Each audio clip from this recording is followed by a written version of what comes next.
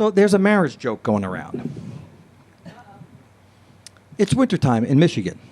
Priest in Detroit gets a call from a bishop who says, listen, we've got a problem way up north in the Upper Peninsula, a little parish, we're understaffed, we need you and Sister so-and-so to take a drive up there tomorrow and take care of it. The priest says, fine. Next day, he and the nun get in the car and they start driving up. Terrible winter storm comes up. Much too cold to sleep in the car and much too dangerous to keep driving and much too cold to sleep in the car. So they go to a motel. Well, the owner, says, geez, I'm full. Everybody pulled off the road. But he sees the collar in the cabin and goes, I'd like to help you out. I've got one room. It's very, very poorly heated. I mean, it's actually very cold in there. And it's only got a single narrow bed. But I've got a son who's into camping, and he's got one of those down-filled sleeping bags. And I suppose if you want, the priest says, stop, we'll take it.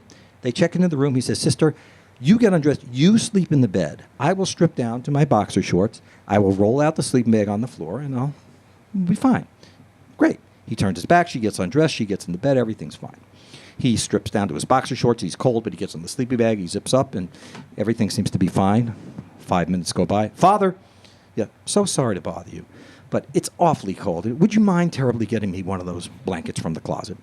No, not at all. He unzips, he slithers out. It's cold. He gets the blanket. He puts it on the bed. He gets back in the sleeping bag. He zips up.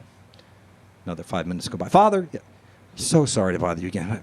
I'm so cold. Would you mind getting me a second blanket? No, he unzips, he slithers out. He gets the blanket. He puts it on the bed. He gets back in the sleeping bag. He zips up.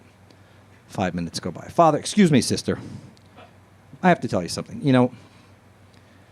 We're hundreds of miles from home. No one at home knows we're here. No one here except the owner knows who we are. He's not going to say anything. These are really extenuating circumstances. Both of us are losing tremendous amounts of body heat. So I think it would be okay, in fact, I'm sure it would be okay if just this one time, we acted as though we were, married. She says, well, if you put it that way, great. He says, fantastic. Get your own fucking blanket. Now,